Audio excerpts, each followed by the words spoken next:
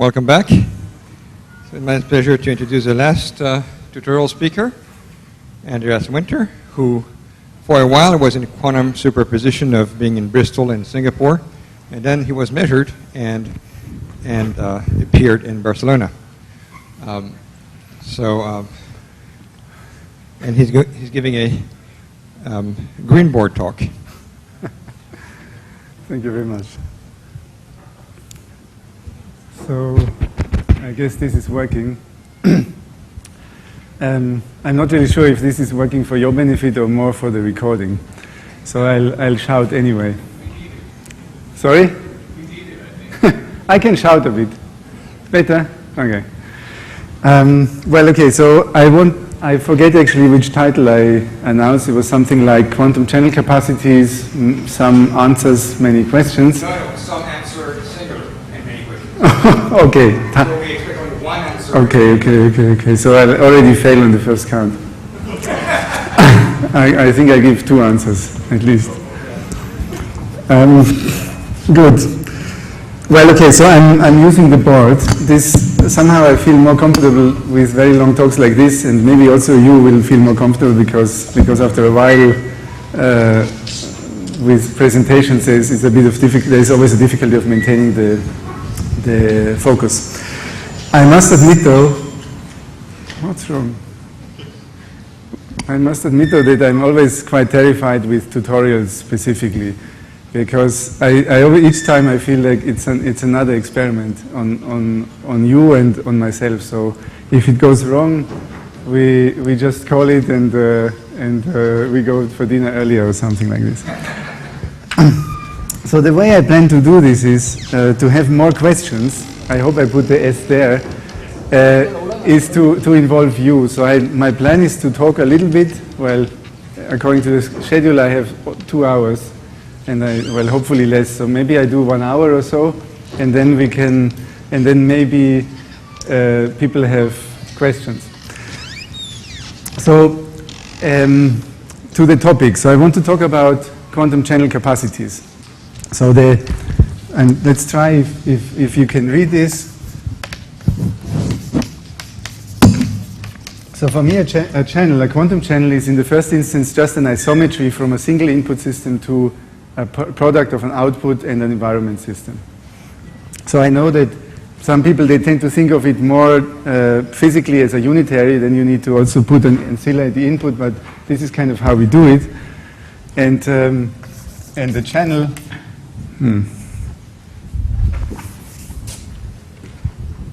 so this has to be an isometry, and the channel is this.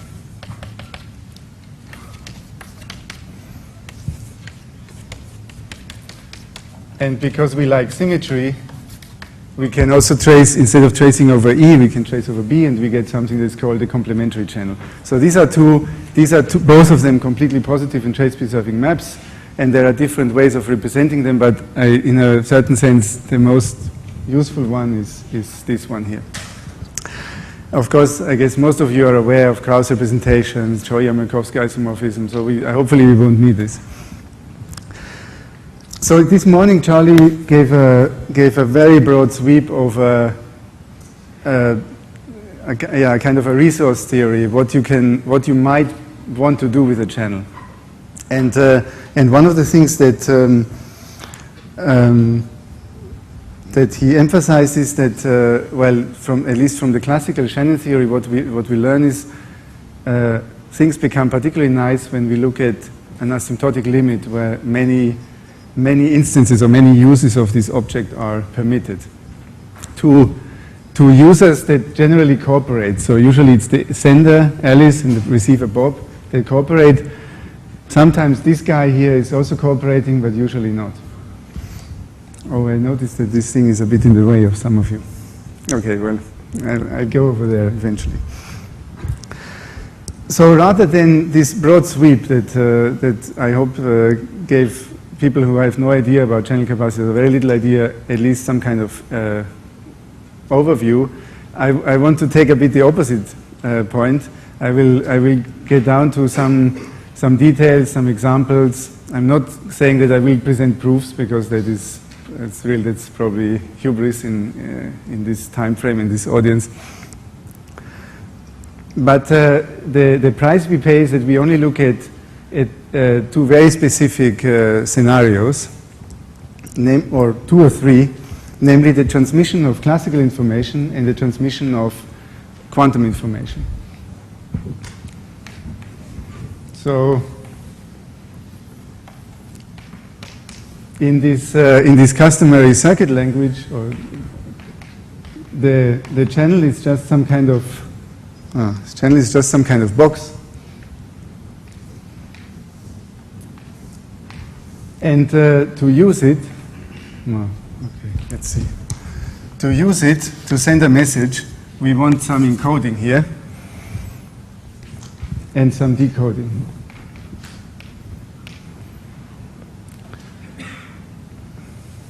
Okay.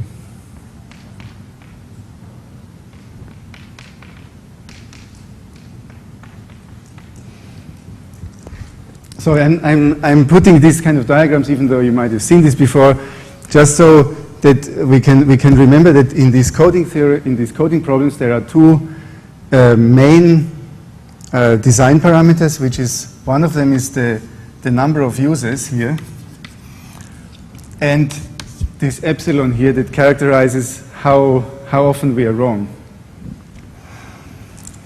Generally, so this is a classical message, so this encoding just prepares a state, but we can always think of it as a completely positive map. And also the decoding is a completely positive map. Of course, it gives a classical output, so it's actually a measurement. So, okay, so the beginning, I'll just define everything.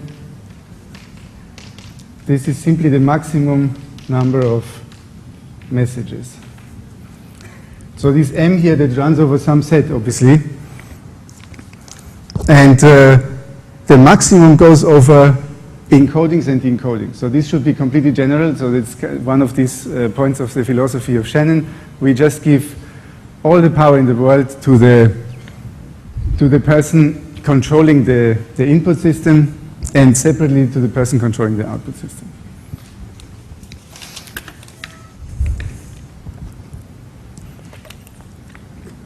So in channel capacity theory is about the asymptotics of this number here. Oops, sorry.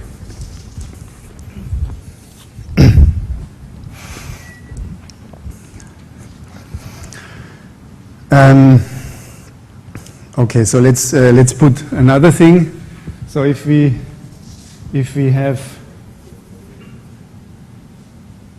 put the isometry here, then of course we have some stuff that also goes to the eavesdropper here. And if this is close to some fixed state for all input messages, then we call this M. This is the maximum number of private messages. So where I have to use some kind of metric under which the output state here, sorry, the environment state here is close to the sigma 0. And okay, for the most part, we don't have to worry about which precise metric, but we could, for example, take the trace distance. So this would be the complementary channel of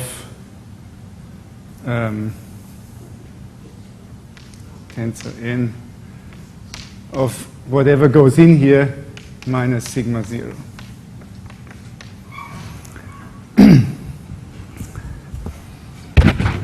Oops, excuse me.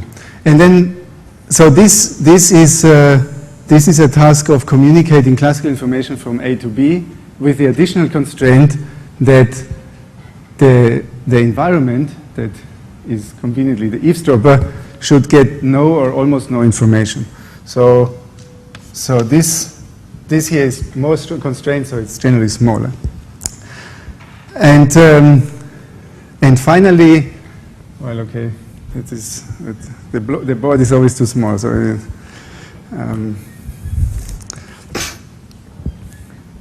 I just write this down here, and I will draw I will just draw another picture here. Huh?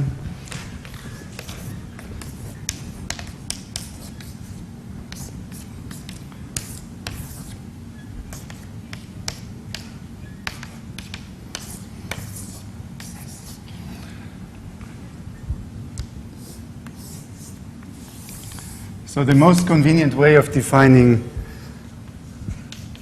this number here, which is the quantum information transmission version of this, is simply the maximum.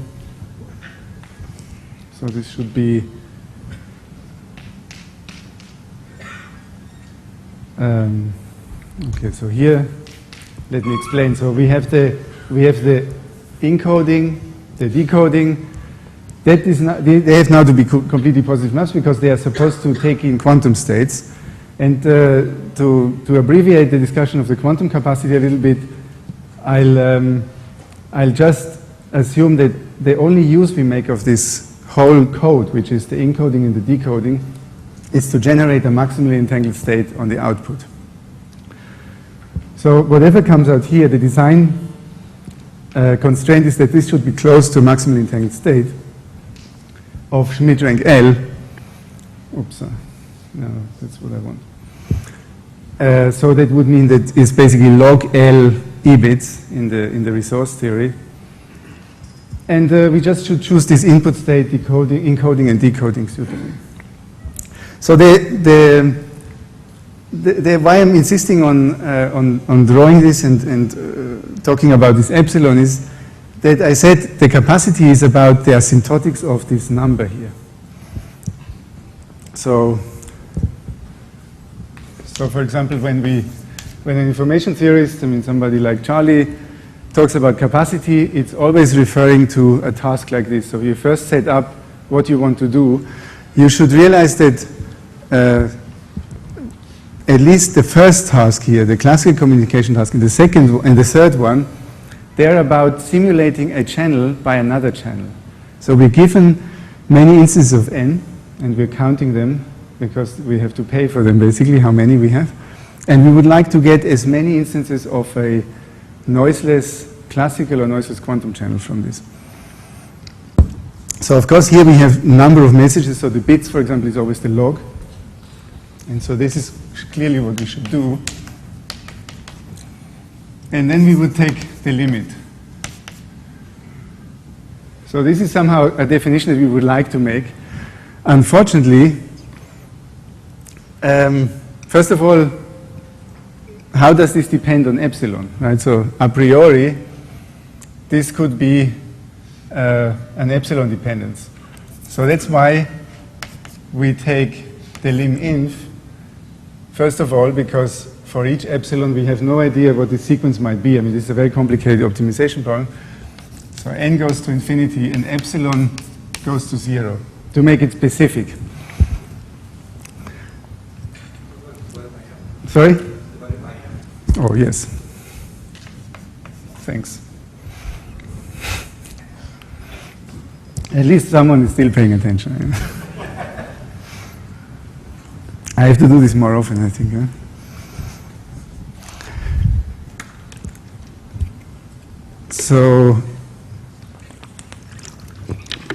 So this is very ugly because we have this double limit, and we know that we cannot avoid this. For example, we cannot just set epsilon to 0 because then we get a completely different task, which is known as zero error coding. That is much more constrained, and well, we know that it gives simply a different answer. But so it would still be interesting to know if is it equal to just the limit of 1 over n log n of n epsilon for all epsilon between 0 and 1.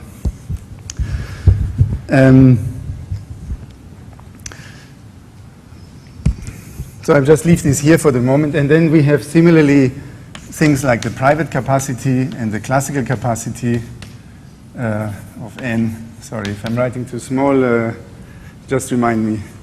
So we do the same with log m of n epsilon and log L of n epsilon.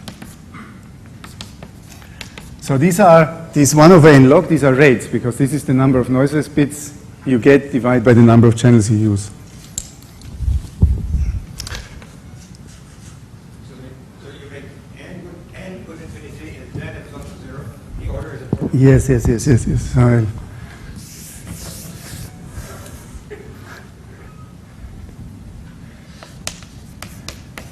So this is in all its hideous glory the capacity definition. So this is at least a well-defined number.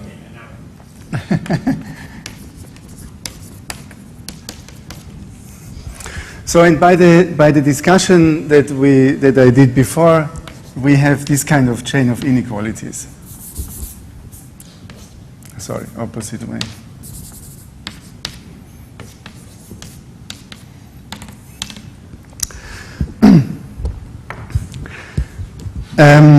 Okay, so these are the capacities I want to talk about in this talk. Sorry, it took me a while to get this on the board.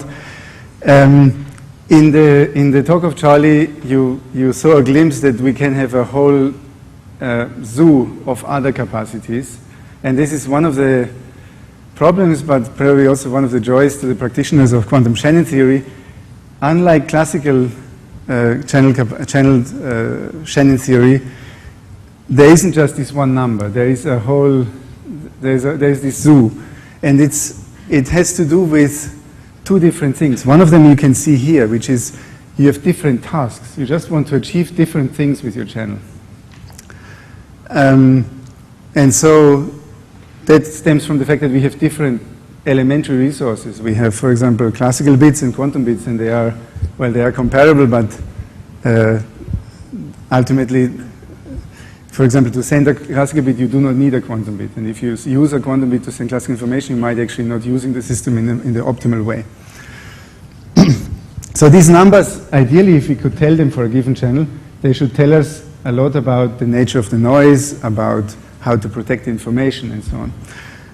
Then there is the other aspect that we have all these auxiliary resources, like, for example, free entanglement, or we can have feedback. I will not draw the diagram when the E-code also allows feedback, because that would, I will just say it. It means that after each use of the channel, the receiver can do a partial operation, a partial decoding operation, and send some stuff back for free to here. And then there's another encoding or modulation operation that sends something in the next channel, and so on. You can have,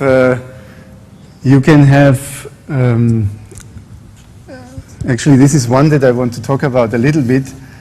You can have the following thing. The environment, as I said, in all these three tasks here is an enemy. Or at least it's not cooperating. It poses a constraint in the secret or in the private capacity setting, because we have to design the code in such a way that what comes out here is almost constant. So what about a scenario where your environment is helping you, and in a particular way, the environment is allowed to feed you classical information. So you being Bob. So Bob gets something here. Here's the environment, and so we just we'll allow the environment to make a particular measurement, and that gives some classical information that goes in the decoder. Sorry, operations are black boxes, and out comes a state. So of course I also need the encoding here. So the decoder here depends also on some kind of information that the environment can obtain. Yeah, so that's actually already something I forgot. So if you are used to Krauss operators, then V of phi, you might think of it as something like this. ES phi, oops.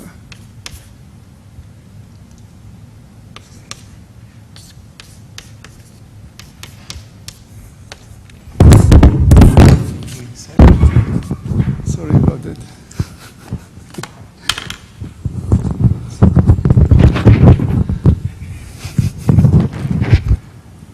better? Okay. I'll try not to trip over it again. Okay, good. So the one way you can think about this environment is that it's basically measuring the syndrome S. That the environment can tell you which Krauss operator happened to act on your information, and so that's clearly helpful for some channels. For others, who knows? But this kind of is another resource that you have to insert into the diagram, and you get what I call the environment-assisted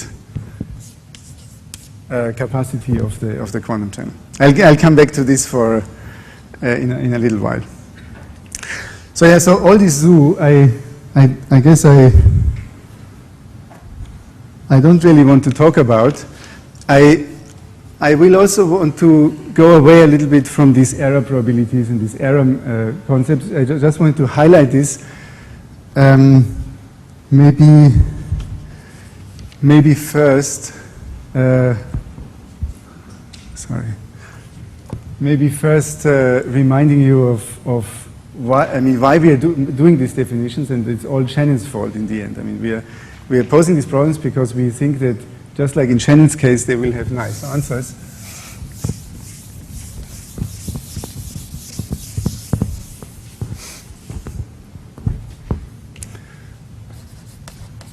So the model is obviously this one, that n is a classical channel. So this is basically just a probability transition function from some finite alphabet to another finite alphabet, finite for simplicity. Actually, I should have said it, for the purpose of this talk, all the Hilbert spaces I'm talking about, all these A, B, E, they're finite. So of course you can, for example, define the transmission problem in exactly the same way, except that the role of completely positive maps is now played by stochastic maps or functions for the encoding and decoding. And we have the same thing. So the log, so the rate of this here, it actually goes to a single number for all epsilon between 0 and 1. And it's given by this beautiful formula that I think you saw in the morning already.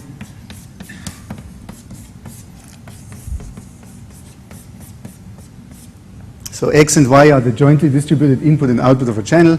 We are maximizing over all possible input distributions. And this here is the entropy of X plus the entropy of Y minus the entropy of both of them together. And so this theory, created in a single in the first few pages of a classic paper, it has a lot of beautiful features. So I tell you why this exerts such a powerful spell. One of the reasons is that it's actually independent of this error probability. So there is no trade-off. There is nothing you can gain by just saying, oh, but what happens if I just, maybe I'm fine to be wrong 10 to the minus 8 of the time. What do I gain by this? And the answer is asymptotically nothing. In the quantum case, this is my first open problem, we don't know this in general. So in what some people, like in the older classical literature, or in my friend Masahito Hayashi in his book, do is you define a capacity that takes into account this epsilon here. Now let's not get that far, but at least let's kind of go to the other extreme. What happens if we let epsilon go to 1?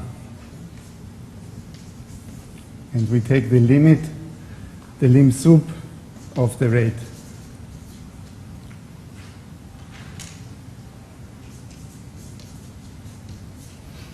I'm sorry, I think I confused myself here. This should be L, this should be N. So this is called the strong converse capacity of N.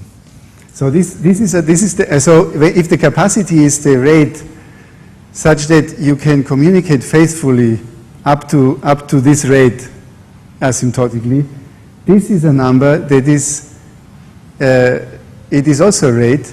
If you are above it, your error will will certainly go to 1. Yeah?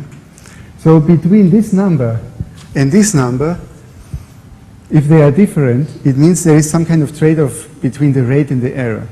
And in the olden days, so I'm talking about the 50s and 60s, people would write papers about channels without capacity, meaning, at least in some cases, that the so-called weak and the strong converse capacity are different. So there is some kind of, there is something non-trivial you can buy by allowing a small non-zero error. Now, in Shannon's case, so in this case of many uses of independent noise, this is equal to the strong converse capacity. So this is expressed by this fact here, that the limit here exists for all epsilon. Other things are, actually I'm not going to write this because there's a little space. First of all, it's easy to calculate.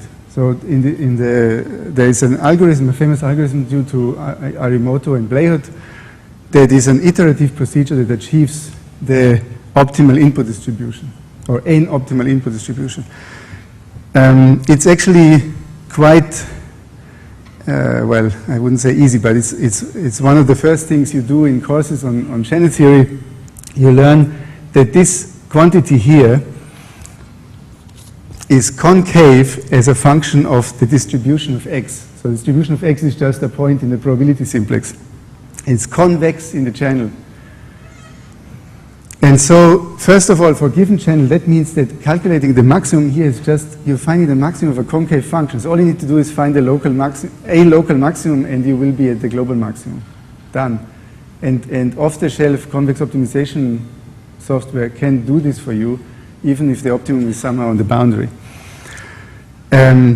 So it's efficiently computable. Second, it's additive. So it's for the product of parallel use of independent noise, it's just the sum.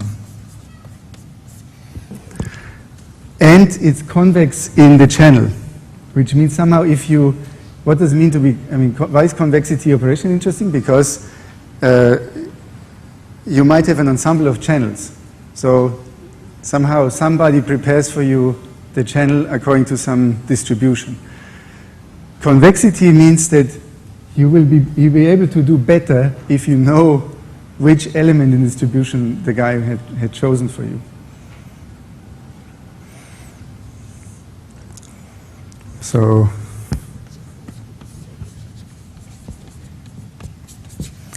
and I hope this is, so these are all beautiful properties that somehow allow us, I mean, at least in this asymptotic setting, give us a complete understanding of what's going on. There are actually still a lot of open problems that classical information theorists worry about. For example, they would like to know exactly how fast can I let epsilon go to 0 when n goes to infinity? Or how fast does it have to go to 1 if I'm above the, if I'm trying to communicate at rates above the capacity? And these are not all known, these things. Or the finite n behavior. This is a currently hot topic in classical information theory to understand what this here does for moderate values of n. Never mind. So the beauty and success of this theory, I think, that motivated various people, the whole community, in defining tasks in the quantum world that are either completely parallel or at least analogous. So obviously this is just the extension. The classical information transmission is via classical channel is a special case. You just have to choose the correct CP map here. This is something that has no classical direct counterpart, but it's clearly of the same form, or at least environment assisted stuff. So that's why we define these capacities, and then we ask all these questions. So is for example, the strong converse capacity equal to the classical capacity, or something like this? And similarly, of course, we have this here. So the purpose of this discussion was mostly to highlight this thing with the error probability, because it's actually one of these things that we don't understand at all, or only to a limited extent in the quantum case. Well, at all is really not the right word. I mean, my own PhD thesis was about a particular class of channels for which you can prove that this guy is equal to that guy. So I'll use this moment just to advertise 2 talks I will have to give later in the week on strong converse for the classical capacity of some slightly larger class of channels and for strong converse on the quantum capacity. So this is always, strong converse always has to do with proving that this number is equal to that number, which of course is very difficult in this abstract or in this very generalized definition, because it all depends on understanding what these curious integers are. And so obviously that's not how we do it. We do it by relating these numbers to entropies, just like Shannon taught us. We need to find formulas for them that we can treat analytically. So this is the other big strand after these definitions. We want to characterize these numbers, right? So this is the main objective of the theory. We would like to know what they are, and in the morning talk, Charlie had on his slides a few of these formulas. Okay, I think this one we don't need anymore.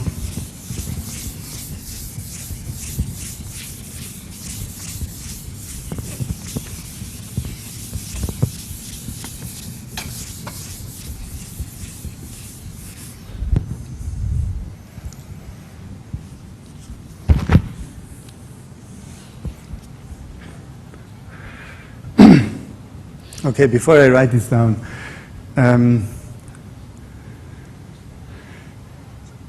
probably one should, it's always good to step back a little bit. This theory of Shannon is just too good. I mean, it somehow gives you everything already in one go.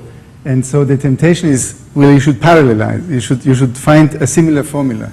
And I can do this, but one theme of this tutorial is that this is really not taking us that far, at least in the concrete sense of actually calculating this number for any concretely given channel. So let's step back and ask what kind of things might we want to know about this channel, about these capacities. And so characterization, it means, of course, something like computation, or at least approximation. Other things might be, well, maybe I would just want to answer some questions, like, for which channels is this capacity equal to 0? Or that one, or that one? Because these would be the, well, maybe more interesting which one are non-zero, because these are the non-useless channels. We might want to ask mathematical properties like this one here. Is it additive?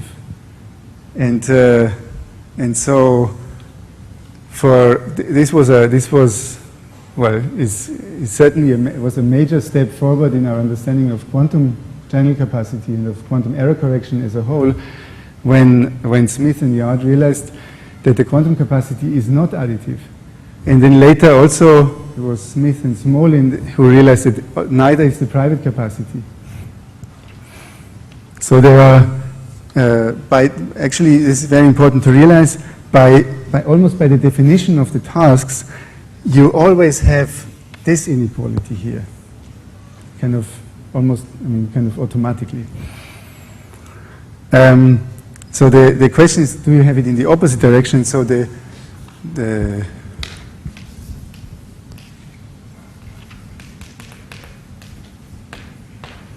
so one of the things that we learned is, so Smith and Yard, you can have Q of m equal to 0, and yet Q of n tensor n positive. And Smith and Smolin, you can have something like, and well, actually then, yeah, okay, let's,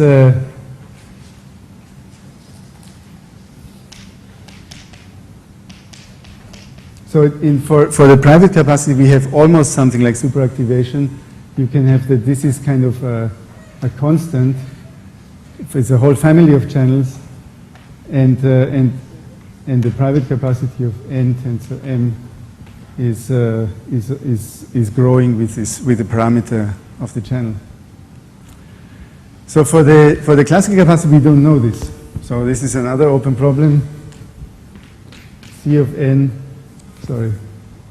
n tensor m equal or larger than C of n plus C of n.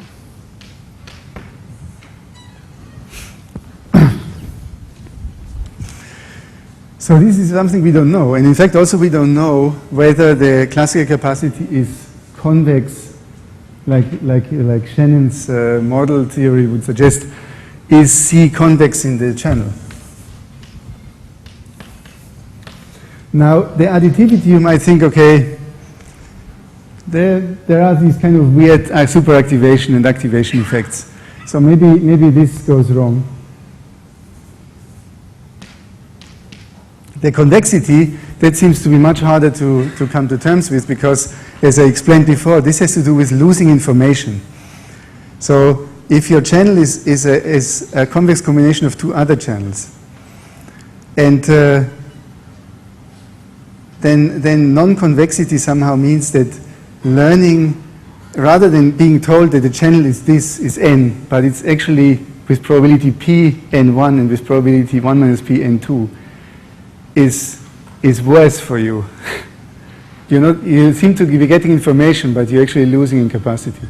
So that is why non-convexity would be a very shocking thing, but this is actually what happens exactly here. In fact, it's a consequence of this here. Q is non-convex. So actually the same two channels with slight modifications give you a case of two channels, each of which is capacity 0, but their convex mixture has positive capacity. Absurdly, I would say. So these are the kind of things you might ask, right? Because we know that these are very nice and interesting properties, and so by now it's known that some of them just fail in a very bad way. Some of them are still open.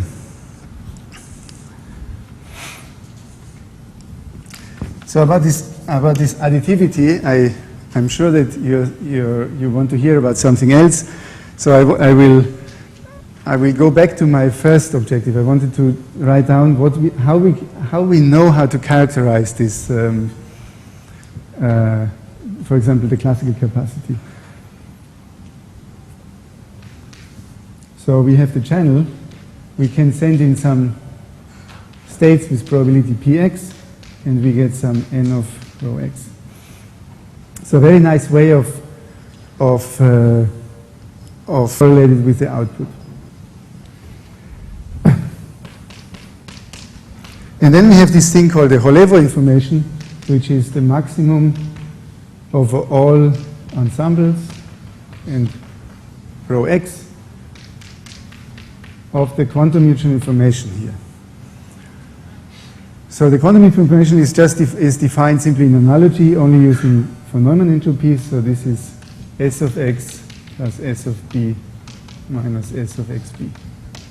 And I hope you don't mind this kind of notation. By this, I mean the reduced state on the corresponding subsystem. So this is the entropy of rho x, the entropy of rho b, and the entropy of rho xb.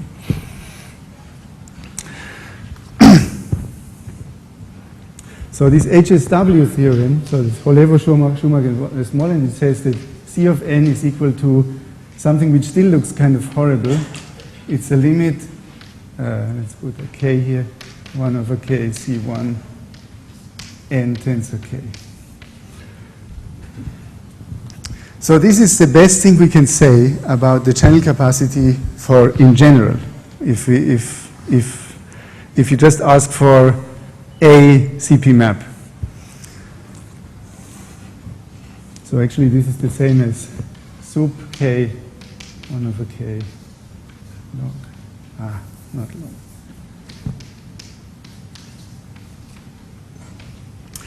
This is because C1 of n tensor m is larger or equal than C1 of n plus C1 of M. So many of you here will know that for many years it was an open problem whether we always have equality here or not, until Hastings, by now 5 years ago, found an example actually of n equal to m. You can even choose the two channels the same, where you have a very, very small gap between these two things. So that shows that in general, so this is larger or equal than C1 of n, and in general, for these Hastings examples, this can be a strict inequality. So that means in a certain way we have a kind of a Shannon formula, but it is in another way we failed, because we have to use this limit, whereas Shannon has this beautiful optimization over finitely many variables.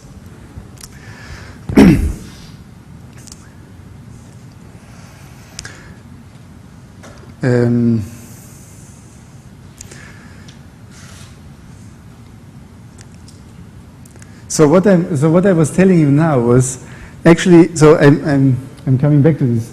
We do not know whether the capacity is additive or not. This is simply because, for example, for these nasty Hastings examples, we don't know what this here is. All we can do is we give bounds on C1 of n, so it's kind of the single letter information, and Hastings can prove that there is this small gap here. The regularization, so this limit of k going to infinity, it still eludes us, so we just don't know what it is.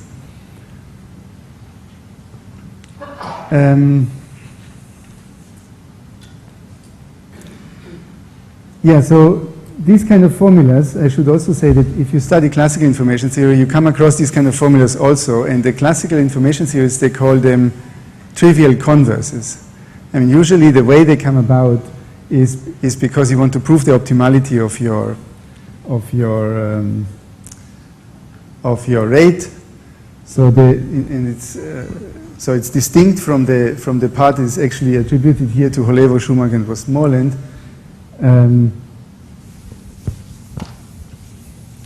So there's the one thing, the direct part, and this is really over here HSW, C of n larger than C1 of n. And then because we can use many copies, we get C of n is also larger automatically than this here. So then you have to prove that you cannot do better than this. And so the converse, or rather the weak converse, is that you're looking at a code, an optimal code ideally, and you want to show that this is somehow less than or equal than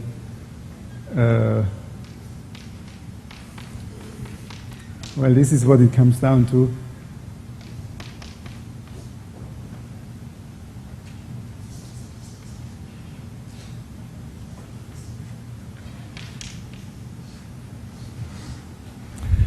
So this is the converse, actually, that goes back to Holevo in 1973. So this is the Holevo bound relating the number of messages you can send and this quantity which I erased now. Great. This C1.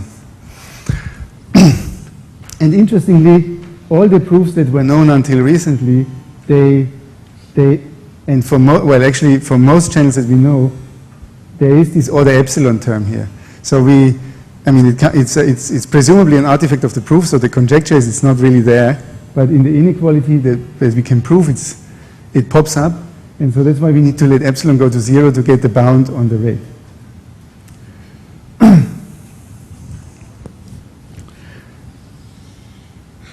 So what does it actually gain us to have one of these multi-letter expressions? So first of all, can we compute the capacity now? Well, and the answer should be presumably not, because even for one copy of n, so here's something you don't know yet, even for one copy of n, I don't write this, I just say it, C1 of n, that's a computational problem, right? So it's you have to optimize over this channel, over these ensembles here. And in fact, you can prove that it's a finite optimization problem. If the channel has finite dimension, then you can bound the number of elements in the ensemble, and you can also prove that it's enough to consider pure states here. So you just have to parameterize all this, and then you can try to calculate the maximum. Then, unfortunately, Salman Beghi and Peter Shor showed a few years ago that even that is NP-hard. So to be more precise, to approximate C1 for a general channel up to something like 1 over poly of the dimension or something, 1 over poly input size. This is NP-hard. So already C1 is not very nice in general, and then we still have to do this limit. And so in fact they showed also that even computing this here is also NP-hard for appropriate class of channels. Namely, they knew that there is a class of channels for which C is equal to C1. So one of the things we learned from all this is that in the worst case, there are a lot of things that can go really bad. I mean, the theory starts off really nicely, and I didn't even write this, so there's a parallel information theoretical way of expressing Q in terms of something called the coherent information, and also for this private capacity. All of them require regularization. So we can write down natural Q1s, P1s, and C1s that somehow, I mean, they appear natural in a certain information theoretical sense. The maximization is an achievable rate. So we always get something like this. And and in fact, it's natural enough because we can show that the regularization of the left-hand side is equal to the capacity in the same way here. We just take the limit. And we know that for all of these three here, we do need the regularization. So this was one of the reasons why Charlie likes the entanglement-assisted capacity so much, because, well, this is, of course, another capacity in the zoo, because it does have all these beautiful properties here. It has a single letter formula, it is additive, it turns out to be convex in the channel. Oh, I forgot another one. C is continuous in N. I mean, obviously the channels, they are, well, in our case, they are CP maps. So they form a convex set in some finite dimensional Euclidean space. So or vector space, real vector space, we can talk about convexity. Sorry, what am I talking about? Finite dimensional Euclidean space, so we have a metric, so we can talk about continuity. So here's something that this trivial formula, even though it doesn't get us any closer actually evaluating the capacity it buys us, it's something that Debbie Long and Graham Smith proved. All of these capacities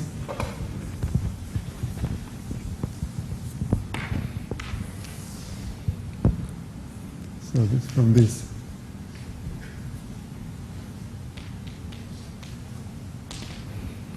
So it's okay. First of all, you need to show that P1, P1, and Q1 are continuous in N. And from this it follows, so this is a beautiful argument by Long and Smith, and I probably won't be able to find the reference right now. From this it follows that C, P, and Q are continuous in N with the same continuity bounds, I believe.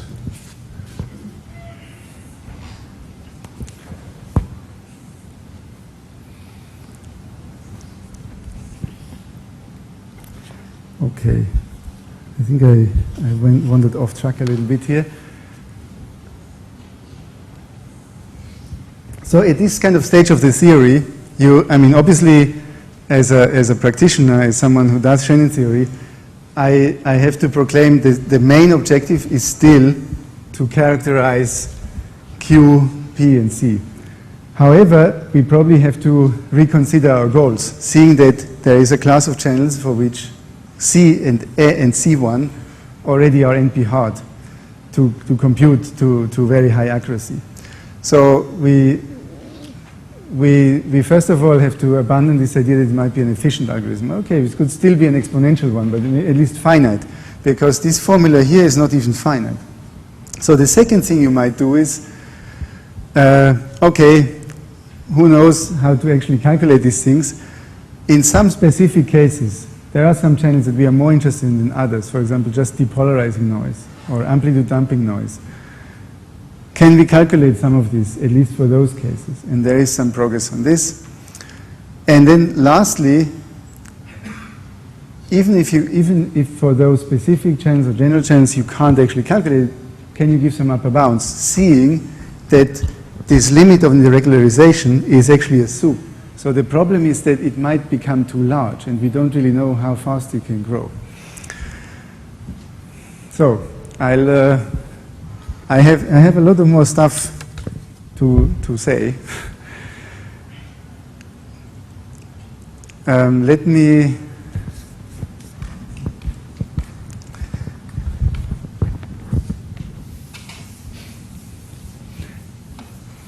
So let's skip the one of these goals. So we are that's something that well, I think for the purpose of the present discussion is not that useful. There are certain channels for which we can actually evaluate all those capacities. Well, actually, okay, I'll still do it. I will still do it. Simply because it gives me an excuse to introduce some special channels. Because one of the problems of what I was writing on the board, of course, is that it's all very general. So up to now, you haven't even seen a concrete channel.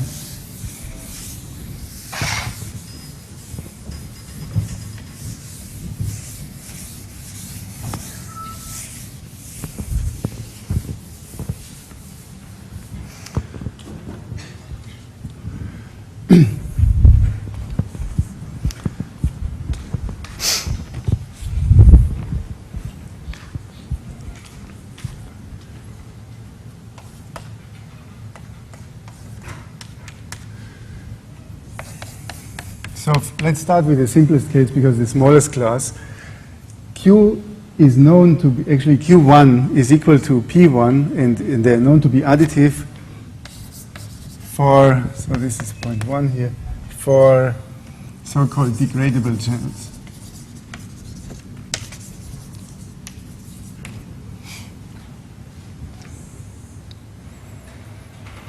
So that means that if you have your isometry here, so out comes here n of rho, n complement of rho, then there is a CP, a completely positive trace preserving degrading map.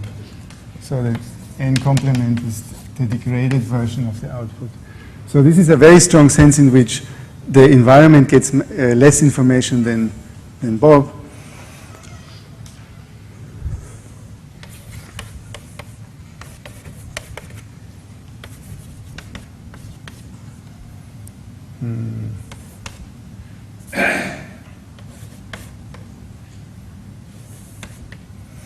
No.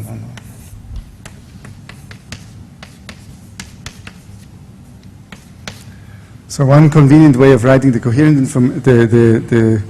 this is called the coherent information, is simply the entropy of the output minus the entropy of the environment. And so yeah, it turns out for these degradable channels, this is an insight of Devetak and Shor, this is additive, and so it gives you the quantum capacity. And then Smith realized that actually for these particular channels, even the private capacity is equal. So there's no distinction between private and quantum capacity, which I didn't dwell on this, but I guess Charlie mentioned it in the morning. The reason why I defined all these three numbers, and we could have defined many more, because they are all distinct. So for example, there are channels with quantum capacity 0 but with positive private capacity, and there are channels with 0 private capacity but positive classical capacity. They can all be different. So this is pretty much what we know.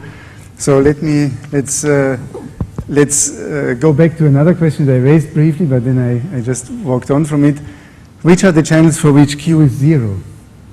So that's a big open problem. It would be very, very interesting to know. What we know is that it's not a convex set because of this Smith and Yard superactivation. So this is just a question. How to characterize this set? What's it like? So all we can do for the moment is point out some channels that are in this set. So for example, all the channels that break entanglement. So whatever entangled state with another system you stick in, if the output state is a separable state. So this is identity tensor N input phi. Then clearly you have no quantum capacity. Actually, more generally, if this is a positive partial transpose, you don't have. So this includes all channels that are so-called PPT binding. So where the Choi matrix is a positive partial transpose state. It includes other interesting channels. For example, the other example that Charlie mentioned, the one of symmetric channels. Actually,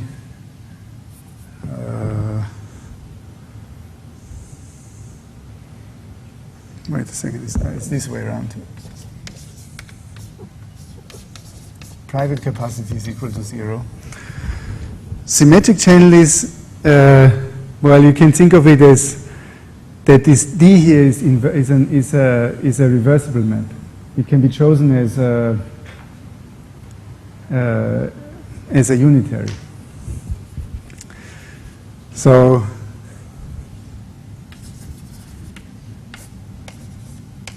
or more abstractly, if as a twin to degradability you introduce anti-degradability, which is simply that the map goes in the opposite direction, that Eve and Bob switch places. Symmetric channel is one that is simultaneously degradable and anti-degradable. So you can obtain another copy of Bob's output by just looking at the Eve and vice versa. And so by here, for the quantum capacity, by the no cloning argument, for the private capacity, simply by symmetry, you see that if Bob can decode the message, by degradability, anti-degradability, also Eve will be able to decode the message. So this contains the symmetric channels. So this symmetric in the sense that Eve and Bob are exchangeable. And they're isomorphic. And that's more or less what we know. So that's on this side here. For the classical capacity. So again, the only cases where we know the capacity is equal, to slow down. The only cases where we know the capacity is when it's equal to C1. And we prove this by showing that for this class of channels, it's simply additive with everything else.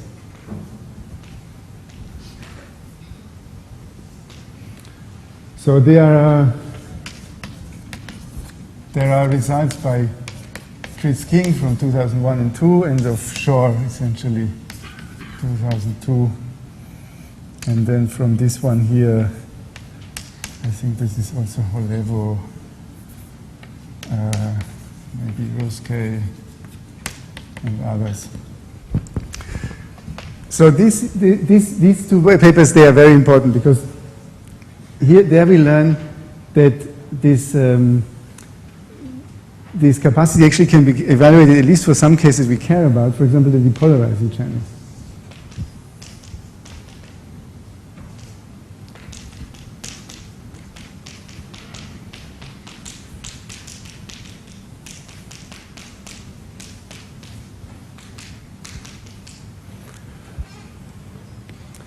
So this is, well, at least the most important class of channels in this family that King considered, where we can prove that C1 is equal to C.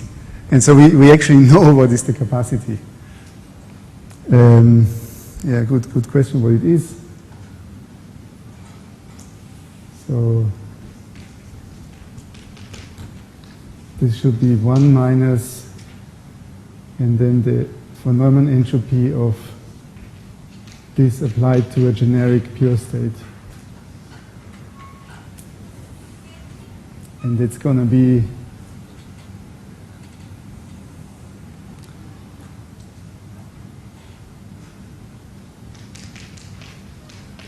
so this should be 1 minus 2/3 p and 2/3 p or something like this.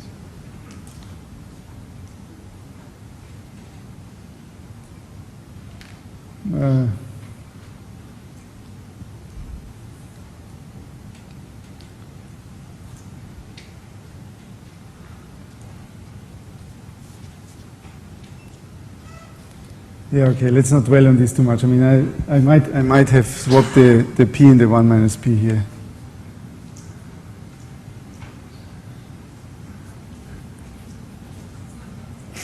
Yeah, it doesn't matter that much. So Shor, on the other hand, he considered a whole class of channels that are called entanglement breaking, so that I mentioned before. So that means that the Choi matrix is separable. I think in the interest of time, I will not discuss this a bit more, even though I just recently realized that there is a very nice way of recasting his proofs in terms of mapping norms. So his proof was entirely in terms of entropies.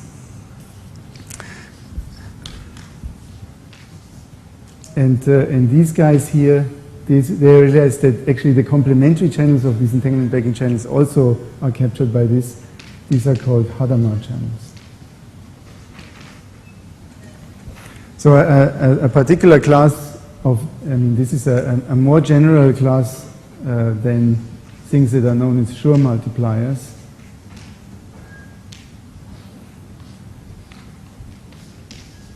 So the definition of Hadamard is simply that the complementary channel is entanglement breaking.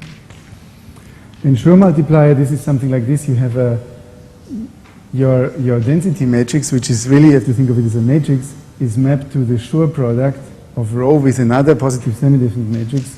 So it's simply the entry-wise multiplication. So where Sij, where S is a positive semi-definite matrix, and the diagonal has to be 1. So these are very nice channels. And in fact, these Hadamard channels, this is another beautiful feature, they are also degradable. So for this class of channels, we know both the quantum and the classical capacity. And I guess that's the only one where we really know anything in this generality. So for example, an example here for a degradable channel is simply is something similar to the depolarizing one, but only phase noise. So n of rho is just p rho plus 1 minus p z rho z dagger. And in this case, so this turns out to be degradable for all p, and then the quantum capacity of this guy. This is of course very primitive. This is just in the error correcting code picture. It just means you only have z errors. You have no x errors, or vice versa. You can have an analogous channel with only x errors and no z errors. So this is maybe the simplest example for which we can actually calculate the capacity.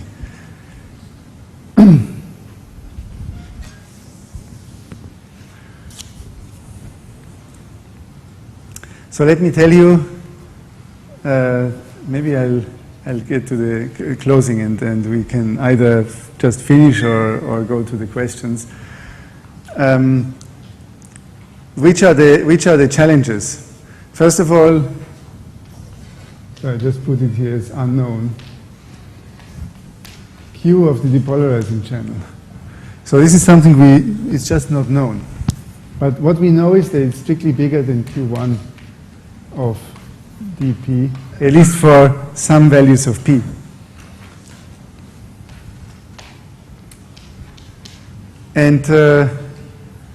And so that is maybe the most important outstanding problem for the quantum capacity, and also the private capacity. Actually, I dropped the private capacity already. So what is this here as a function of p? Okay, let me explain this one a little bit. So what we know is the following.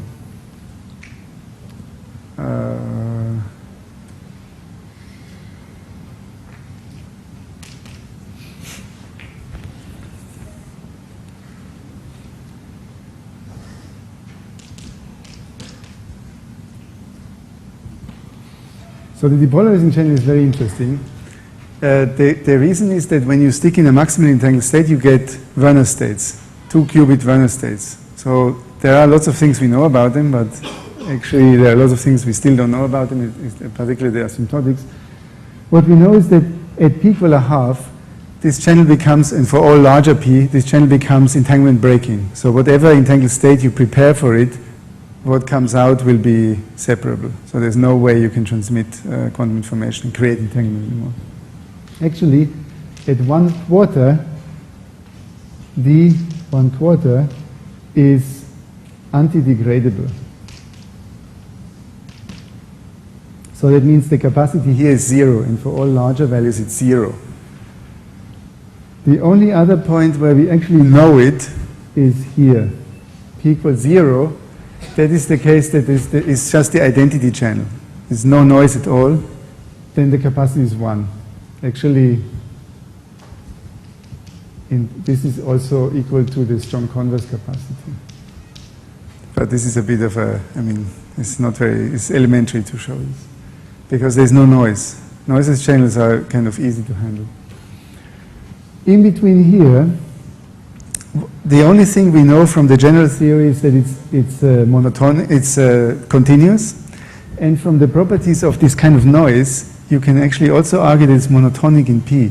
Why? Because you can always, if I give you an instance of the channel dp, you can always simulate a larger p by only local operations, and maybe classical correlation, neither of which affects the quantum capacity. So it's some monotonic function.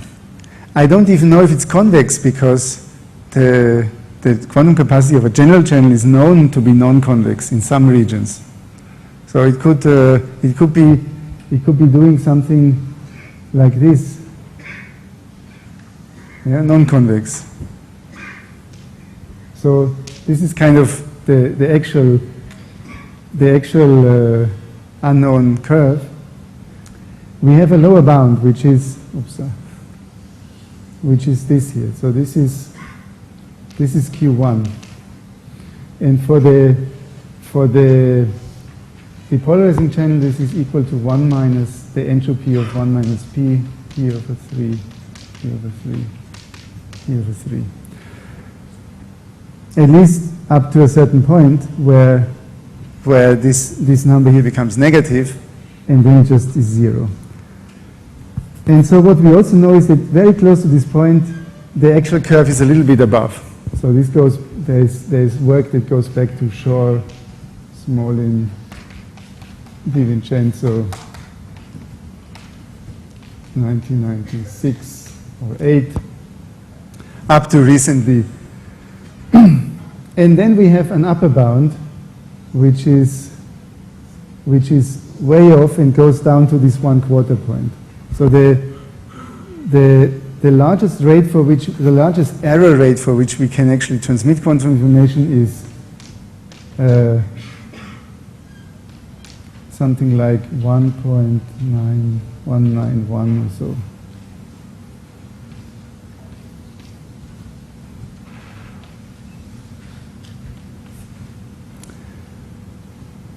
So this P star here.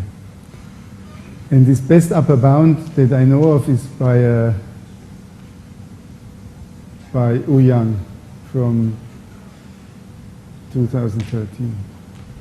And it has the interesting feature that it's convex. Actually, our lower bound that we know of and the upper bound, even though of course they are quite far away, especially in this regime, they are both convex, but we just don't know if the true curve is actually convex. It can be anything.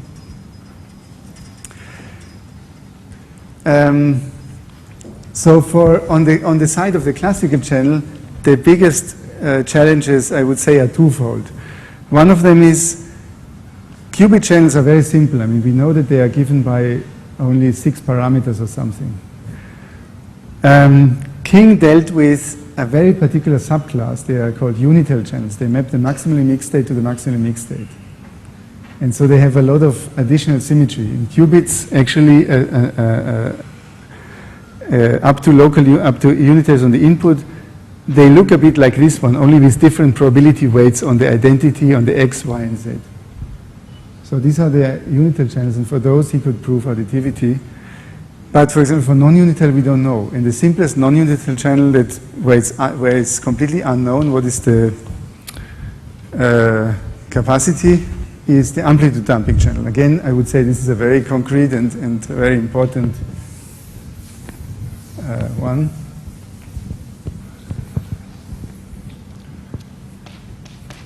So C of amplitude damping channel.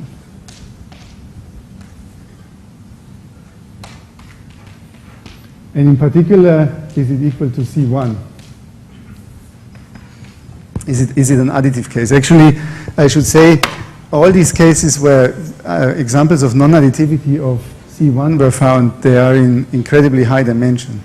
So very, very far away from this small and quaint world of the qubit. So there's a chance that actually all qubit channels are additive. That's something that King and Audenard ventured some years ago. I would say among all these, amplitude damping channel is particularly nice. Well, first of all, because it's practically interesting. I think it's a very concrete and nice kind of noise. Second, it's also very simple because it's a channel that has only 2 Krauss operators, or equivalently, whose environment system is 2-dimensional. And similarly, going away from the finite dimensional, I think maybe the biggest question about classical capacity is, what about the classical capacity of bosonic channels?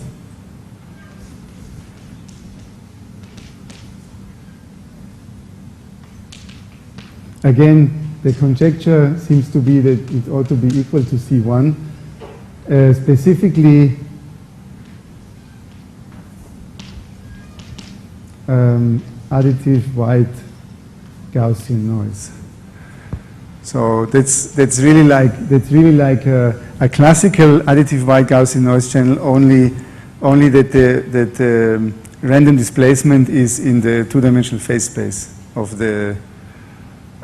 So yeah, I'm talking about a single mode of a bosonic harmonic oscillator, and the noise is simply a random translation in X and P according to a Gaussian distribution centered at the origin.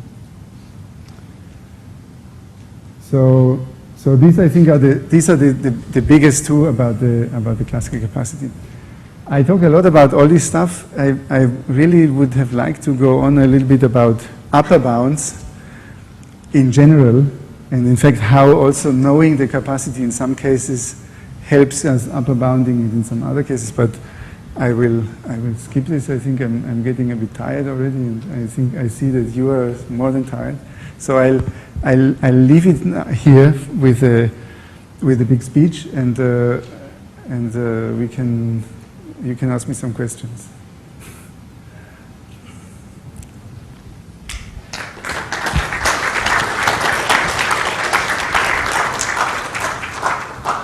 Well, thanks, Andreas. We have a half hour for questions before the reception and opening.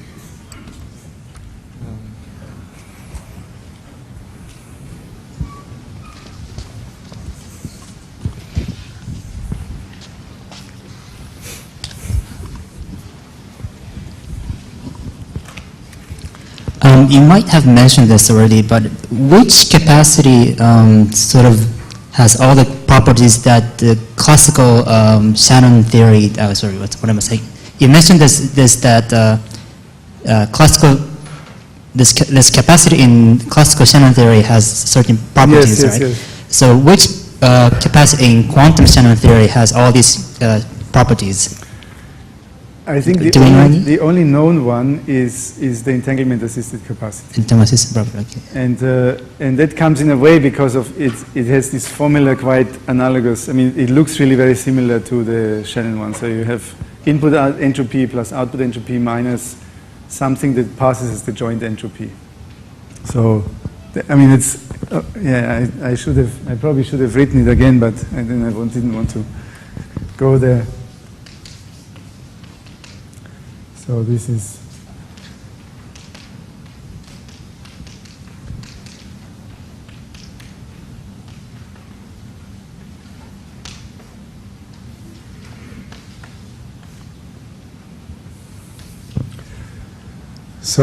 so for a given input density, you make up a purification. So I denote this by phi rho.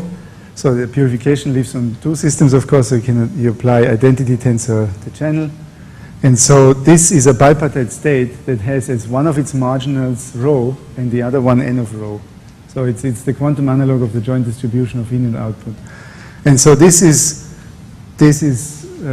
so nicely behaved that we call this the quantum mutual information between the input and the output. So this quantity already has these properties that it's convex in the channel and concave in rho. So it makes it easy to calculate the maximization. It makes it possible to prove the convexity of this in n and also the additivity. So that's kind of, and this is the only one. There are some other channel capacities for which we have single letter expressions. So this is a bit of this is a jargon term in classical information theory. Single letter expression just means you're maximizing some entropic function over a finite dimensional parameter space involving somehow only a single mention of the channel. So this has nothing to do with one-shot information theory, which also people talk about. This is just a property of the expression that you write down. So, of course, this is one of the things you would like for a nice characterization. It should be, I mean, we are used to it, the channel capacities somehow are optimization problems. So it should at least be a finite optimization problem. And okay, this has it, but actually that was one of the things I was hoping I could get to. Maybe I'll mention this briefly. There are some other channel capacities which are which have a lot of these properties, but for example not additivity. So there are cases where we have a single letter expression, and it's very efficiently to calculate it, but it's just not additive. And this is this. It's this environment-assisted capacity that I mentioned briefly at the beginning.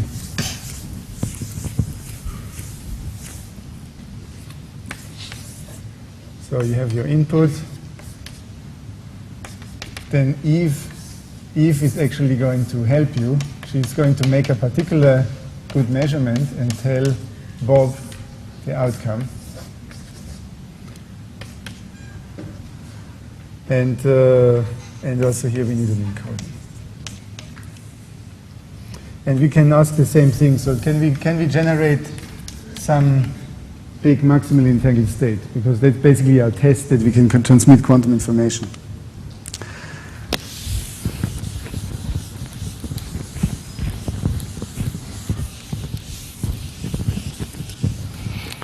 So Q of QA, I don't define it in the same tedious terms that I had it before. I don't really know where I should speak to so that you can hear me. This is equal to the following. It's the maximum of all inputs and then the minimum between the smaller of two quantities. So for each row, you just find out which one is the smaller between the input and the output entropy of the channel. And you just maximize this overall. And this is actually the capacity. So this is the asymptotic answer. But it's not additive. Actually, it has superactivation. There are channels where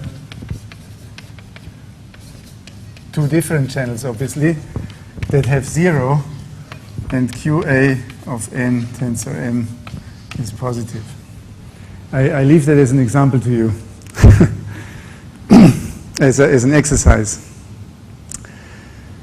So this has some nice properties, but not all of them. And this is an example that's very dear to me because it shows that additivity is not actually necessary to obtain a single letter formula. It's not, they are not conceptually related. I mean, in all these things here, in all these very, very difficult results, that was the key. We had to prove additivity for this guy and then kind of hoist ourselves to the capacity via this HSW formula. And same for the degradable channels that I erased here. It was done by proving actually additivity of this Q1 that in general is not the capacity, but for this particular class it happens to be additive and it gives you the capacity. So there are cases where this is not the correct strategy. It's simply you should not ask for additivity. And that's how it is.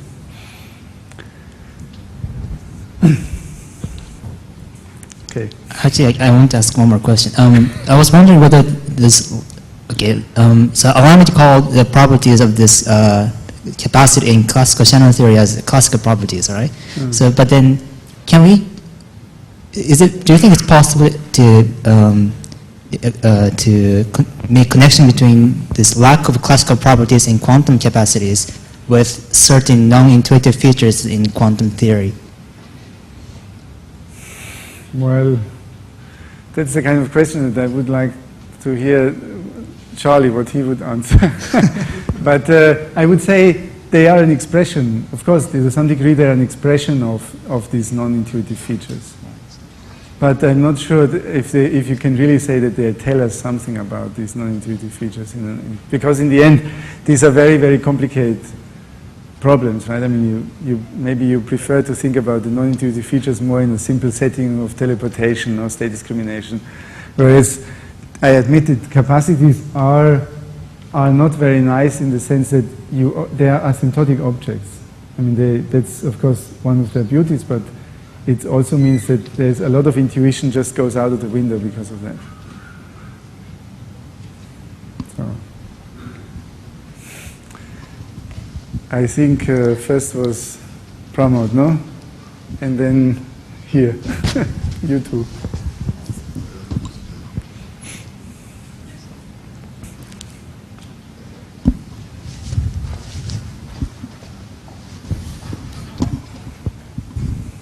I mean, there are some well-known situations where you get the quantum transport with efficiency 1, like in photosynthetic bacteria and all these kinds of things. And those have been explained sort of on the basis of quantum walks and quantum transport, basically. Because you can prove this much, that if you try to model it classically, then you can't go beyond 40% of efficiency or some such kind of thing. But you get actually observe 100% efficiency almost. So I was just wondering whether can you view it as a kind of a channel with capacity 1 or some such kind of thing? Reformulate the problem in terms of capacities. Well, I think transport is more of a continuous time effect, right? So this is, of course, this is also something that I should have said in the beginning. It's also something that we owe to Shannon. It's an abstraction that he himself or the people around his time they introduced, that they just forgot about the actual time. I mean, they had a model also, obviously. They were thinking about communication via electromagnetic fields, for example. And so, of course, there are equations that determine what's going on in continuous time. Yeah. But at a certain point, these people, and particularly Shannon, decide that they would just look at it as a kind of a point-to-point thing. So they would simply split the whole task in completely two separate tasks. One is to characterize the channel. For this, you need a physical theory, you need measurements and so on to pick out what is actually going on. And then second, once you know more or less what the channel is, what can you do? Because then the problem is the encoding and the decoding. So it's I'm doubtful that you can make a really a nice link, because these channels, CP maps, are way too general. I mean, there are, for example, some of these examples I wrote down here, they are not even part of one parameter family. They are not, they are not obtained by a continuous time evolution of the Markovian type. No, basically, I mean, what I'm interested in is whether information theoretic kind of formulation of such a kind of thing is possible or not, but possibly not in terms of channels, as you were saying. Yeah, well, okay, that's one of the things. And the other thing is, of course, it's about information. So we regard, for example, correlations as equivalent when they are just related by local unitaries. And I think this is, again, is probably too abstract or too coarse for this kind of transport problems where you don't have this freedom. I mean, you have to obey conservation laws and all sorts of things. So that's another thing where this is a very general kind of theory that maybe already losing too much to actually say something about physics, I would say. Thank you.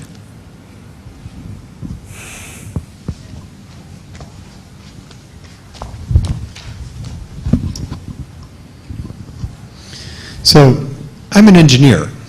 So, I was particularly thrilled with the last third of this talk where you were talking about the capacities for specific types of channels.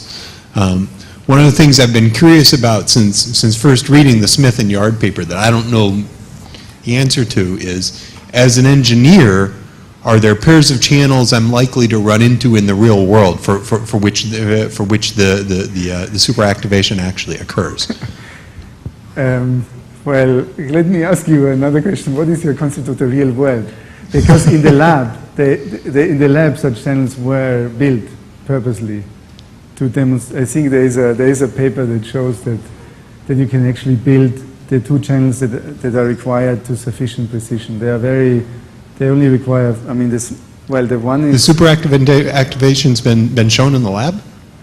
I think so, yeah. Because the small, well, it's not the Smith and Yard, because in their paper they require rather large systems, but the smallest input size that we can do it with is something like 4. So one of the channels just requires a qubit, and the other one is basically 2 qubits, or a 4-level system. And I mean, maybe I'm just dreaming this up, but I have I will check if I can find the reference for you, but I thought I read something about, I mean, it's one of these experimental demonstrations that just show that you can build these channels. I mean, they are not that outlandish. Of course, you have to build them, I mean, so you don't find them in the wild, but I don't think you find quantum channels in the wild at all nowadays, no? Do you? So a related but simpler question for the same system for Smith Yard. Does superactivation ever occur for two channels that are the same, or are they always different channels? This is an interesting point. So when you talk about asymptotic capacities in the way of efficiency of a task, then superadditivity always has to require two different channels. So whenever I have an operationally defined capacity like this one, operationally in the sense it characterizes a task, then this yes.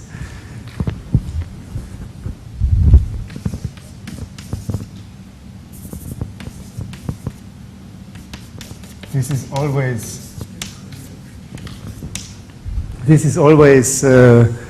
always additive in this sense. More or less by the definition, because the definition refers already to asymptotically many uses. So the Smith and Yard type, it has to use two, not just different, but rather, I mean, very different channels, because they have to have zero or small capacity for very different reasons. So this is very different from the failure of additivity for these quantities with a 1, because they are just kind of information theoretical crutches. I just define some maximization over entropies, and those can have the property that even looking at the same channel multiple times is not additive. So in fact, it happens like this for the depolarizing channel. So already 3 copies of the depolarizing channel. This Q1 can be bigger than 3 times Q1 of a single copy. And the Hastings example shows or kind of an adaptation of the Hastings example shows that C1 of n tensor n can be bigger than twice C1 of n. So, but this is kind of because these quantities manifestly only refer to a single instance of the channel, in contrast to this. I hope this becomes a bit clearer when I talk about it, because it's a constant source of confusion. And it's one of these things, for example, also why I stressed it that even though we know now for a fact that C1 can be non-additive, this doesn't imply anything on the asymptotic capacity. At least not in any way I would know how to make the argument. Thanks. This question is about your bosonic statement about bosonic channels. You said something about random displacements. Yes. You said it as part of known thing or to be proved thing?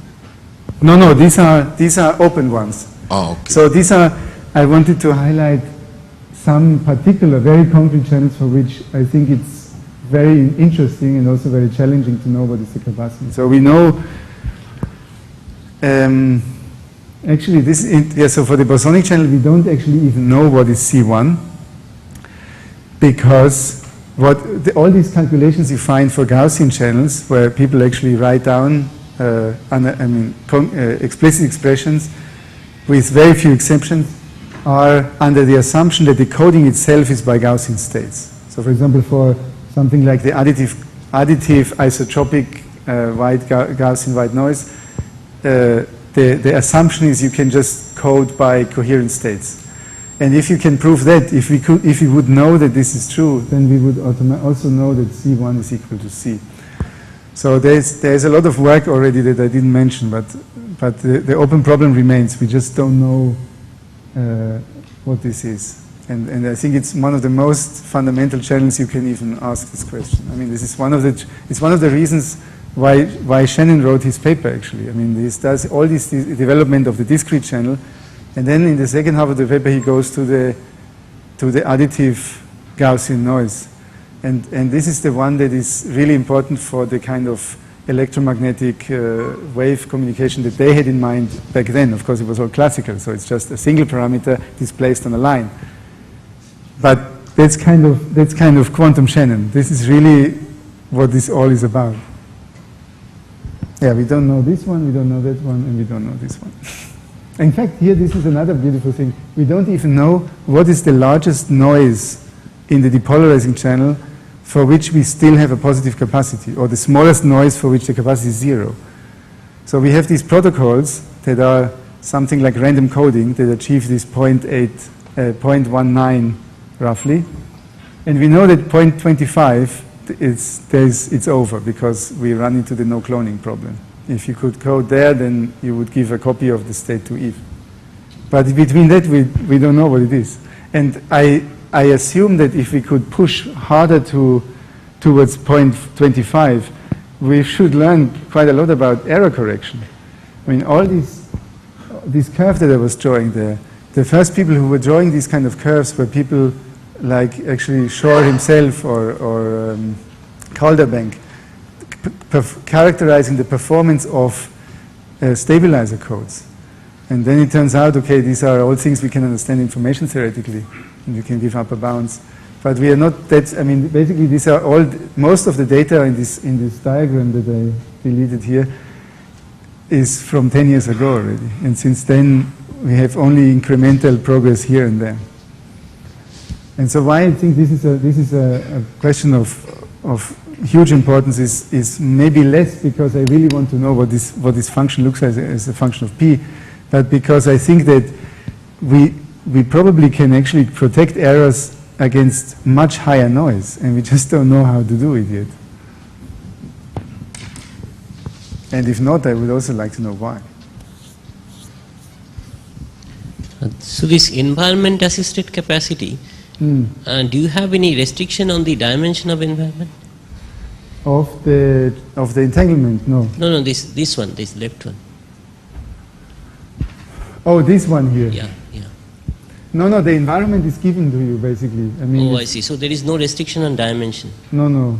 I mean, well, if the input and the output of the channel is finite, then Without loss of generality, also this one is finite. Okay. It's dimension A times B, basically. I see. The other question is about this superactivation for classical capacity of a quantum channel. If I don't take classical capacity to be 0, Yeah. but something very small, I mean I put a bound on the Yes. classical capacities, then can I have some result like if I take 2 copies or tensor product of 2 channels, then it will cross that bound? So as I said, for the classical capacity, we don't know this. This is not. Of course, what you say makes sense because actually it's something I didn't say. I talked a bit about what are the channels for which the quantum capacity is 0, and that this is kind of this unknown land of non-convex shape. The channels for which the classical capacity is 0 is very simple. It's in fact the same channels for which C1 is 0, and when you just look at the formula, you can prove that this happens exactly when the channel is a constant. So it maps every input density It's a matrix to the point map. Yeah. So that's why you have to, when you ask about superactivation for classical capacity, you want that, for example, the 2 channels with very small capacity activate. So as I said, we don't know if this is the case, but this example of Smith and Smolin, Graham Smith and John Smolin, for the private capacity, it actually has this property. So I didn't say this.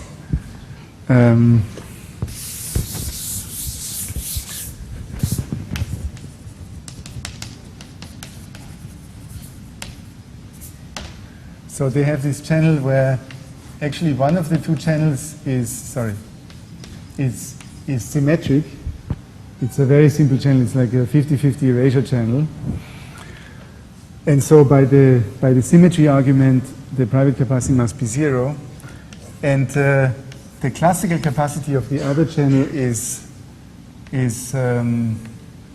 something like bounded by 2.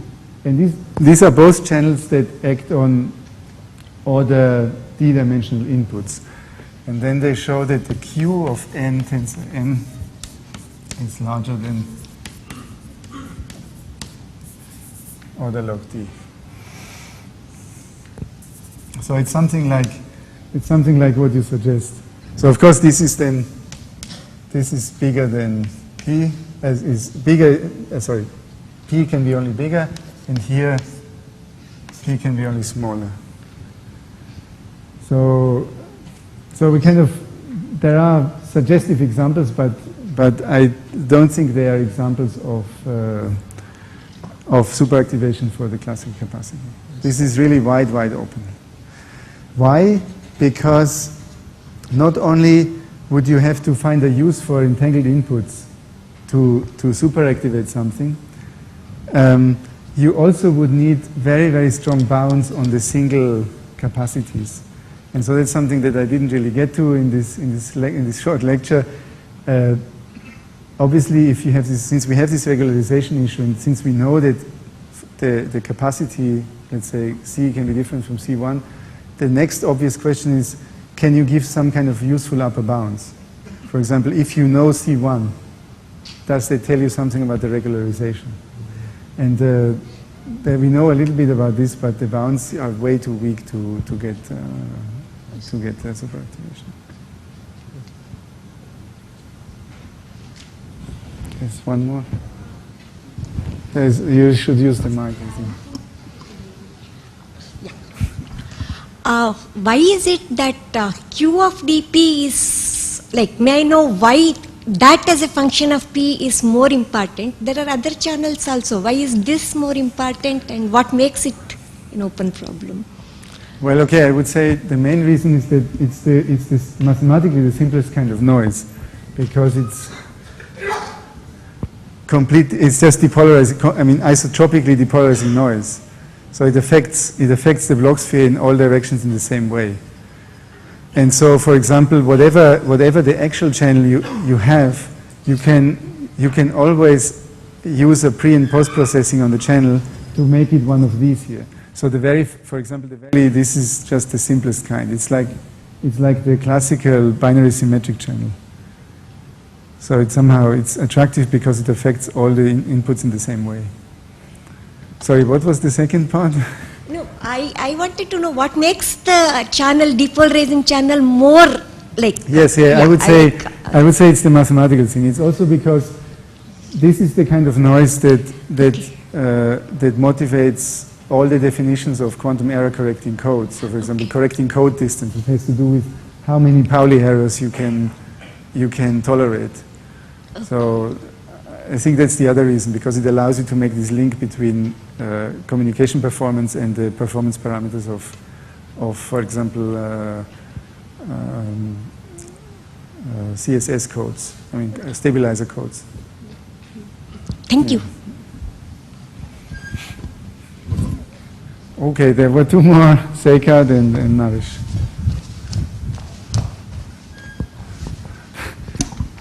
You're the boss. You have to cut it at some point.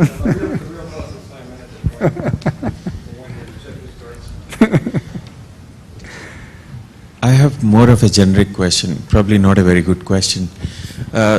Just want to understand that in quantum information theory, one can, perhaps in a not very good way, describe the difficulties in two ways. Difficulty one is, of course, the information theoretic insight. And the second difficulty is dealing with matrix inequalities. Yes.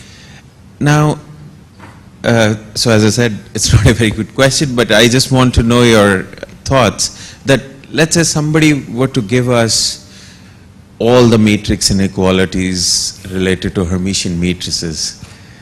Would that enable us to solve many more problems or only a few more problems?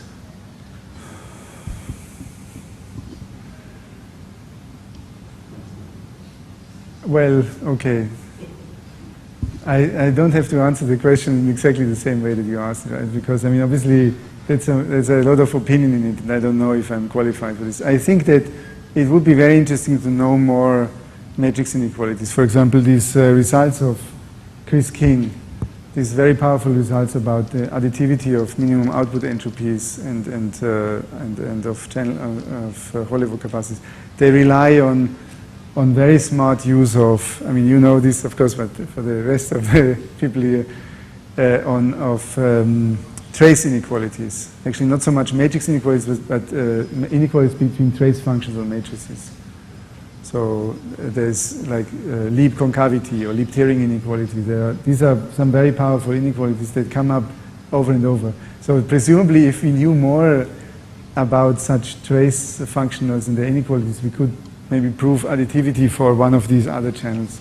So in fact, there might be a way of getting the amplitude damping channel from such a thing. I don't know what is the inequality you would need, so I don't have a conjecture. But presumably, if more of such general laws were known, that could be useful for sure. I don't know if it would give a lot, but yeah. Thanks. I just had a quick comment about the question on the practical examples of superactivation through bosonic channels. So I don't remember if this is entirely correct, but I just recall from my last conversation with Graham that what happens is there are these two classes of Gaussian channels that are zero capacity. One is when you just have a pure loss channel with transmissivity less than half. And so I think what you can do is construct one of those channels with a zero quantum capacity, but the problem is that the other one has to have this PPT criterion, and that necessarily has to have squeezers, active elements. So so I wouldn't find those in practice, but one could argue that if you for some reason use phase sensitive amplifiers in line, I know that people have suggested using PSAs for sort of getting over downstream efficiency losses if you are using homodyne detection. One could argue that you could get into a situation like that, but it's very impractical, at least in the examples that have been constructed. I see, but they had that's true. They have a proposal for a Gaussian two-mode Gaussian channel. Yeah, I think it's a two-mode input, two-mode output, and both two channels with two input, two output. Yes, yeah. And one of them is a pure loss with less than 50% Yeah, efficiency. okay, that's always the banal one. It's just it's a symmetric thing. Yeah, exactly. Right. So that is I think in all media, that's the easy one to construct. It's just a switch. Yeah, that one is it's not practical. And the other comment I had was, again, it's more of a just to on this bosonic channel problem that you have written. That really is a very important problem. But again, what it boils down to proving that C equals to C1 for that noisy AWGN channel is the minimum output entropy conjecture for the bosonic channel. Yeah, of course. And there, I think the latest is the status on that problem is that if you can show that the state that if you only restrict yourself to zero mean states at the input of this noisy channel, if you can somehow show that the Wigner function of that input state is circularly symmetric, then you would be done. Okay. Well, thanks for that. But that seems like should be the obvious case. It's the vacuum that minimizes the output entropy, we believe. But I don't have any good ideas. I tell you something. I was very. I invested a lot of emotional energy in the additivity of the Hollywood quantity. I mean, I have some papers that happily assume the additivity conjectures, or some of them, or I had papers that were in the spirit of Shaw's, these equivalences between various additivity conjectures, which also was aimed to helping proving them. And then we got burned. And so the lesson I learned from this is the reason why we couldn't prove the additivity conjecture is because it was wrong. And so, I mean, that is kind of that's the obvious part. So we were not deterred, however, after failing for a long time. I mean, neither did we find a good intuitive reason, nor did we make progress on the general front. It was only kind of small classes of channel here and there. So now I think that, you know, if it's not so easy to prove, it may be just because it's false. Even if it's very intuitive, but that's something I should probably not comment on. Okay. Right, let's thank Andreas again for this.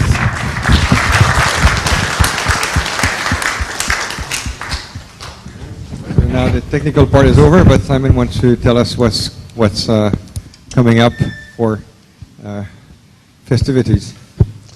Yeah, the obvious announcement is now there will be registration outside the auditorium.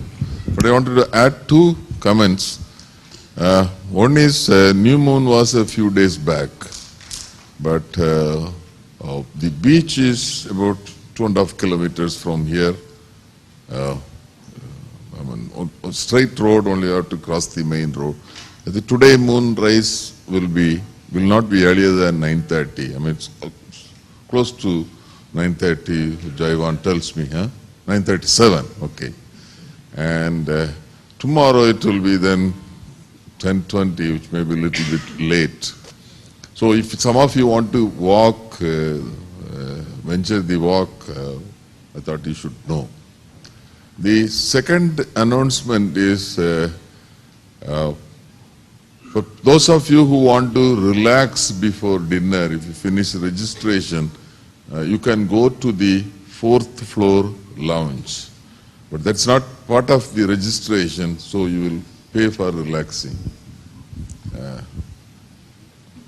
Well, I think those of you who are interested in relaxing should go and find out. In Chennai, normally we don't relax before dinner, but I think because this is a conference, we have made this arrangement outside the registration.